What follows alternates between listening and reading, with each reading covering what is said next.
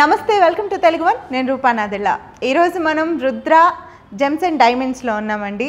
రుద్రాక్ష పాండురంగారావు గారు తెలియని వాళ్ళు ఎవరున్నారు ప్రేక్షకుల్లో? రుద్రాక్ష అంటే పాండురంగారావు గారు, పాండురంగారావు గారు అంటే రుద్రాక్ష. రెగ్యులర్గా మనం టీవీస్లో చూస్తూనే ఉంటాం, ఛానల్స్లో ఆయన మోటివేషనల్ స్పీచెస్ మనం ఎన్నో వింటూ ఉంటాము.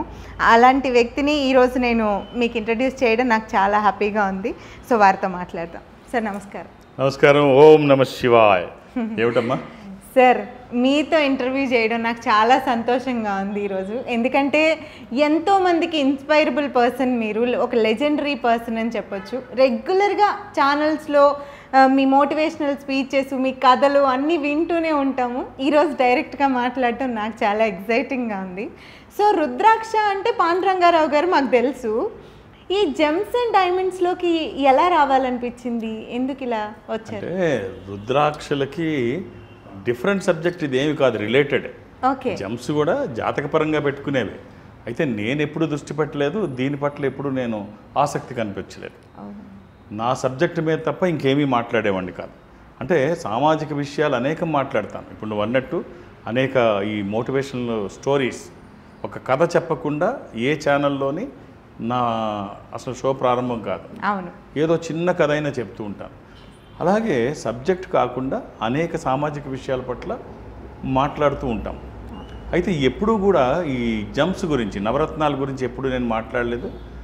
రుద్రాక్షలకు రిలేటెడ్ అయినప్పటికీ కూడా నా క్లయింట్స్ అందరూ, నన్ను కలిసిన వాళ్ళు ఇంచుమించుగా ఒక 60% వీటి గురించి అడుగుతారు. నేను ఒకటే చెప్తాను, నాకు దాని గురించి తెలియదు, జెమ్స్ గురించి నన్ను అడగొద్దు అని చెప్తాను. ఎందుకంటే రుద్రాక్షల గురించి మాత్రమే అడగండి, అది మాత్రమే చెప్తాను.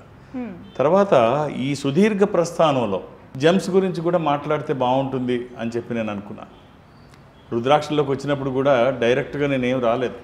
నా రీసెర్చ్ టైంలో కూడా ఒక పుస్తకం రాసి, రుద్రాక్షలు మానవ సంబంధం అన్న పుస్తకం, రుద్రాక్ష హ్యూమన్ రిలేషన్, ఈ పుస్తకం భారతీయ భాషల్లో ఇంచుమించుగా అన్ని భాషల్లో అనువదించబడింది. ఆ పుస్తకం బయటకు వచ్చిన తర్వాతే నేను రుద్రాక్షల్లోకి వచ్చాను. అలాగే జెమ్స్లోకి వచ్చినప్పుడు కూడా ఏమీ తెలియకుండా నవరత్నాల్లో అయితే రాలేదు. అలా అని చెప్పి ఒకళ్ళకి ఎవరికైనా అడ్వైస్ చేయడంలో పెద్ద యోధుడినని చెప్పను. ఖచ్చితంగా నీకు కావాల్సిన రత్నాన్ని అయితే అడ్వైస్ చేయడానికి కావాల్సిన సామర్థ్యం అయితే నా దగ్గర ఉంది. ఆ మేరకు మాత్రం ఇబ్బంది ఏమీ లేదు. ఆ మేరకు ఇబ్బంది ఆ మాత్రం తెలియకుండా ఏమీ నేను ఇందులోకి రాలేదు. అయితే ఇందులోకి ఎందుకు వచ్చారు? నేను రుద్రాక్షలు రోజు చెప్తుంటాను, నకిలీల శాతం 99 ఉంటాయి. నేను అంటే ఇక్కడ చిన్న ఎగ్జాంపుల్ ఏమిటంటే, నేను తెలుగు బాగా నాకు వచ్చి అనుకునేవాడిని. తెలుగులో స్పెషలైజేషన్ చేసాం, సంస్కృతం బాగా వచ్చు, వేదం చదువుకున్నాం, ఇవన్నీ చాలా గొప్పగా అనుకునేవాళ్ళం. నన్నయ్య గారి పదప్రయోగం అన్న తెలుగు పుస్తకం చూసిన తర్వాత, తెలుగులో నన్నయ్య గారు వాడిన పదప్రయోగం చూసిన తర్వాత నాకు వచ్చిన తెలుగు శూన్యం అనుకున్నాను. అంటే అంత ఉంది మనకు తెలియంది. అలాగే నేను అనుకున్నట్టుగా కాకుండా జెమ్స్లోకి చూసిన తర్వాత మనకి తెలిసిన సబ్జెక్ట్స్ చాలా తక్కువ, ఇందులో తెలుసుకోవాల్సింది చాలా ఎక్కువ. ఏం తెలుసుకోవాలి అంటే ఎవరికి వాళ్ళు ఒక ప్రశ్న అయితే వేసుకోమని చెప్తాను. కొన్ని ప్రశ్నలు అవి ఏమిటంటే, మనం చాలామంది జెమ్స్ పెట్టుకుంటారు, రత్నాలు పెట్టుకుంటారు. పెట్టుకున్నప్పుడు మన దగ్గర ఉన్న రత్నము మనకి సంబంధించిందే పెట్టుకున్నామా? అంటే మనం రత్నం కొనడానికి వెళ్ళినప్పుడు, ఆర్ అడ్వైస్ తీసుకోవడానికి వెళ్ళినప్పుడు, సిద్ధాంతి గారు కానీ షాపులో కానీ మనకి సంబంధించిన రత్నం అడ్వైస్ చేస్తున్నారా, వాళ్ళకి ఏది లాభం వస్తుందో అది మనకి చెప్తున్నారా, ఇది తెలుసుకోవాలి ఫస్ట్. నిజమేనండి, ఎవరిది వాళ్ళకి తెలియదు కదా, ఎవరైనా చెప్తే నమ్మేస్తారు. షాపు వాళ్ళు వాళ్ళకి ఎందులో బాగా లాభం వస్తుందో అది మనల్ని కొనుక్కోమని చెప్తున్నారా, లేకపోతే సిద్ధాంతి గారికి ఏది ఉపయోగం? అంటే ఇక్కడ ఎవరిని తప్పుపట్టడం నా ఉద్దేశం కాదు, వాళ్ళకు ఉపయోగపడేది మనకు అడ్వైస్ చేస్తున్నారా. ఒకవేళ నిజంగా మనకి సంబంధించిన రత్నం మనం పెట్టుకున్నా, ఈ రత్నం అసలైనదేనా, ఇది ఖచ్చితమైనదేనా, ఇది హిట్టెడా లేకపోతే సింథటిక్కా, ఇలా ఏమైనా కాదా, ఇలాంటివి ఇందులో చాలా ఉంటాయి.